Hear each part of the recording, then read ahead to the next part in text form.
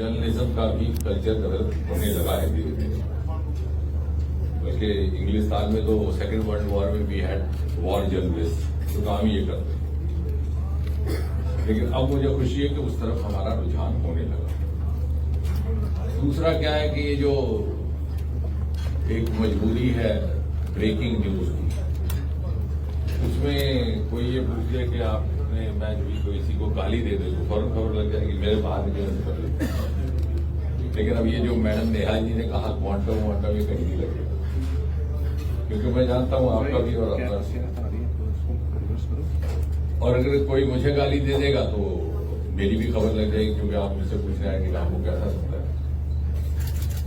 तो मैंने तो कई साल पहले, क्योंकि सारे मीडिया वाले दोस्तों को पता है मेरा, और सारे हमसे जुड़े भी हैं कि मैं बहुत कम उस तरह के बाइट देता हूँ, जब देना हो तो खुद ही बुलाता हूँ।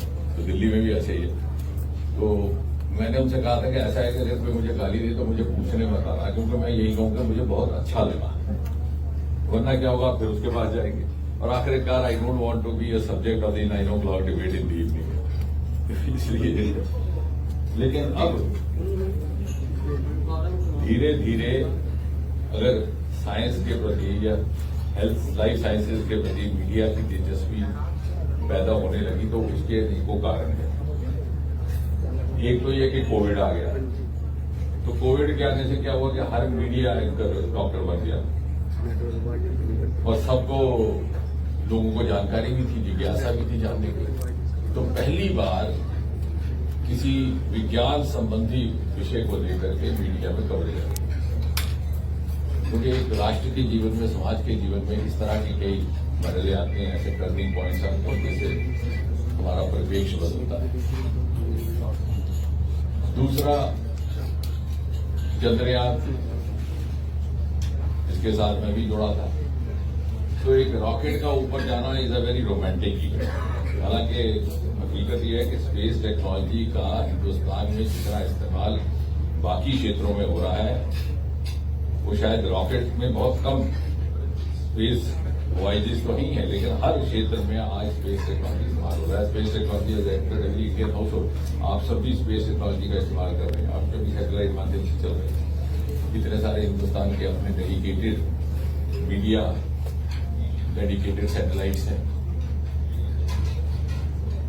आपके स्मार्ट सिटी प्रोग्राम्स, आपका टेलीमेडिसिन, आपका एग्रीकल्चर सेक्टर, हर कार्यक्रम में, हर जो हमारा फ्लैगशिप योजना है उसमें स्पेस टेक्नोलॉजी है। लेकिन रॉकेट का आसमान में जाना एक ऐसा दृश्य है जिससे हमें, जिससे लोगों को भी दिलचस्पी और मीडिया को भी। तो मैं उस दिन कह रहा था मीडिया के कुछ मित्रों से कि thank God space has given us space in media. तो चंद्रयान के बाद लोगों को लगा कि शायद इसमें कोई दिलचस्पी है, तो क्योंकि you have to cater to the viewers, अगर व्यूअर देखना ही ना चाहे तो व्यूअर को भी दिलचस्पी है, और इसलिए अब धीरे धीरे ये हालात बदलने लगे। अब मीडिया की रिपोर्टिंग साइंस टेक्नोलॉजी को लेकर के हो, हेल्थ साइंसेज को लेकर के हो, वो सिर्फ इसलिए नहीं है कि जो यहां बैठे हैं उनकी पब्लिसिटी हो, क्योंकि उन्होंने तो कोई इलेक्शन लड़ना नहीं है। हो सकता है राजनीति जगह से लोगों की हो, वो इसलिए है कि समाज के वो लोग जो उसके स्टेक होल्डर्स हैं, जो उसके पोटेंशियल बेनिफिशरीज हैं, लाभार्थी हैं, उन तक सूचना पहुंचे। इसी तरह से अभी जो शुभांशु ऊपर गए, तो उन्होंने जो प्रयोग किए हैं, मैंने उस दिन कहा भी था जिसमें वो वापिस लौटे, मैंने कहा ये प्रयोग हिंदुस्तानी कर रहा है, लेकिन the spirit is that of Vishwabandhu. तो प्रयोगों का जो लाभ पहुंचेगा उसमें हेल्थ के साथ है मायोजेनेसिस, जो आपकी मसल वेस्टिंग हो जाती है, डायबिटीज में, कैंसर में, कई बार फ्रैक्चर हो जाए तो आपको 2-4 महीने लेना पड़े तो आपको फिजियोथेरेपी करनी पड़ेगी। उसका क्या उपचार हो सकता है, माइक्रोग्राफ्टी एक्सपेरिमेंट किया। आप लोगों के लिए जो ताल्लुक रखता है कि लगातार टीवी, गैजेट या कंप्यूटर स्क्रीन के आगे सारा दिन बैठने से आपके फैकल्टीज पर क्या असर पड़ता है, आपके कॉन्सेंट्रेशन पे, थॉट प्रोसेस पे, फोकस पे। इसी तरह प्लांट एक्सपेरिमेंट्स उसने किए, और ये सब भी अब इनकी जानकारी अगर नहीं पहुंचेगी तो जो इसके लाभार्थी हैं स्टेक होल्डर्स वो क्या करेंगे ये।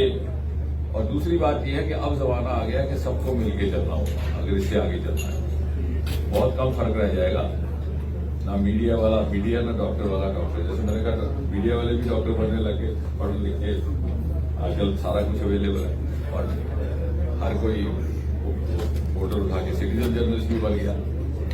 लेकिन यही एक तरीका है कि इंटेग्रेटेड तरीके से हमको आगे चलना होगा। और जैसे इन्होंने कहा कि हिंदुस्तान अब cost effective destination of health, कैसे कि India is going to be the most cost effective health destination. ऐसा नहीं है कि यहाँ पर कोई चीज फैसिलिटी उपलब्ध भी होगी और कम कीमत पर होगी, और यही कारण है कि प्रदेशों से लोग इलाज करें। तो इन सभी चीजों का प्रचार प्रसार अगर विदेशी मीडिया करे और हम ना करें तो हमारे लिए भी थोड़ी सी एक एम्बेरसमेंट है।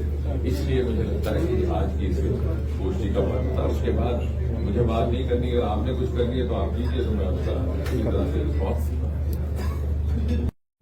अब मैं बहुत उत्साहित हूँ, मैं सबको जाने के थोड़ा सा किसी ने कहा ना कहीं बात सुनी ना किसी मीडिया ने हो सकती। फिर एक दिन इत्तेफाक से एक फ्रेंच अखबार है उसके दिल्ली की ब्यूरो हेड आई हुई। मैंने बात उनसे कहा कि मैंने कहा I believe what is highest monument is in your place, of course. So फिर कहा you come and see we are coming on to the monument which is 35 meters higher. उन्होंने इस बार नहीं आया, उन्होंने दूसरे ही दिन यहाँ टीम भेजी, एक डॉक्यूमेंट्री बनाई और फिर धीरे धीरे हमारा मीडिया भी अब ऐसी नौबत ना आए इसके लिए हम सबको अपने अंदर बदतर करना है। हमारे बीच इतना कुछ हो रहा है और ऐसा भी नहीं है कि उसकी खबर पढ़ने वाले जो कहीं ना कहीं जैसे आपको अपनी मानसिकता हमको अपनी मानसिकता बदलनी होगी वहाँ डेस्क पर बैठे हुए लोगों को भी। और दूसरी बात ये कि अब जब आप बात करते हैं जैसे नेहा जी ने कहा इंस्पायर है, इसी तरह से अनेकों ऐसी स्कीमें हैं जो अभी यहाँ बैठे हुए धरने में बैठ जाते हैं बच्चे 6,000 की कंट्रेक्चुअल कंपनी की, उन्हें ये मालूम ही नहीं है कि उससे कई गुना ज्यादा आपको ये स्कीम मिलेगी। 2 साल पहले हमने एक खादी का एक्सपो लगाया, मैं बताता हूँ आपको कि क्या फर्क रहता है हमारी जानकारी का भाव। और आप बच्चों में भी युवाओं में भी वो रुझान पैदा कर सकते। जो खादी इंडस्ट्री कॉर्पोरेशन के हेड है वो मुझे मिले तो मैं बड़ा प्रभावित हूँ। उन्होंने कहा कि साहब आपको मालूम है खादी एक नया एक व्यापार का साधन बनकर के आया। इस साल 1 लाख करोड़ का टर्नओवर हुआ, तो 1.5 लाख का सौदा बिक रहा है विदेशों में। तो मैंने कहा आप इसके लिए इसको प्रमोट करने को क्या कह रहे हैं, तो बोले हम इसकी जगह जगह शिविर लगा रहे हैं। उन दिनों में वाराणसी में लगा था। मैं कहा उत्तर भारत में कब चलाएंगे, बोले योजना है। मैंने कहा कहाँ, बोले कहीं चंडीगढ़ में। मैं कहा उधमपुर में लग सकता है। बोले वहाँ छोटा है लेकिन जब आगे किया तो मैंने लगाया। तो बोले जम्मू कश्मीर के लिए हमने 50 करोड़ की सब्सिडी और इतनी बढ़िया स्कीम है वो। मैं एक उदाहरण दे रहा हूँ, अगर आप वेबसाइट में देखें तो सब कुछ आपको कहीं जाने की जरूरत नहीं, घर बैठे स्टोरी बन जाती है। लेकिन थोड़ा सा मैं लगता है कि बार एडिटर्स को भी बुलाना पड़ेगा। आप बैठे प्लीज, उसमें 30, 35, 40% आपको सरकार सब्सिडी होती है। जब आप लोन लेते हैं तो उसका इंटरेस्ट भी वो सरकार देती है, यानी आपको घर से कुछ चलाना है। तो जब वहाँ कार्यक्रम हुआ तो एक लंबी कतार लग गई बच्चों नौजवानों। जब वो खत्म हुआ तो समझ में आया कि जम्मू से उधमपुर से एक भी नौजवान, सबके सब कश्मीर से आए। अब कहते हैं कश्मीरी खाओ, अब वो ऑनलाइन है। हमने उनसे कहा था ये तो हमारा तो कोई बच्चा है, तो साहब हम क्या कर सकते हैं, तो ऑनलाइन है। जब हमने बच्चों से पूछा, बोले नहीं कुछ दसिया नहीं। दसना क्या, इसी में सारा कुछ, जिसमें हम अपनी फोटो बदलते हैं सारा दिन, सब कुछ इसमें। आज बच्चे इसी में से पढ़ाई करके IAS हो रहे हैं। और हमारे लिए भी चाहे पत्रकारिता से जुड़े, हमारी सारी स्टोरी इसी में, वो जमाना चलता रहा अपनी जरूरत। इसलिए अब जैसे अभी बात आई है स्पेस की, लाइफ साइंसेज की, डॉक्टर आशुतोष बता रहे थे। एक जमाना था हम हर क्षेत्र में 10-15 साल पीछे हुआ करते। बड़ी छोटी सी मिसाल है कि टेलीविजन, अमेरिका का जो सबसे बहुचर्चित चुनाव रहा है राष्ट्रपति का, वो था 1960 का, जिसमें एक नौजवान 42-45 साल की उम्र की बड़े खूबसूरत नौजवान जॉन कैनेडी ने एक वेटरन रिचर्ड निक्सन को जीतते जीते हरा दिया। सारी दुनिया चौंक गई। और कैसे हुआ कि टेलीविजन डिबेट हुई दोनों में। हमारे हिंदुस्तान में मालूम ही नहीं था कि टेलीविजन क्या डिबेट क्या है। यहाँ पहला चित्रार वो भी दिल्ली में देखने को मिला कहीं साल 71-72। लेकिन आज ऐसा नहीं है।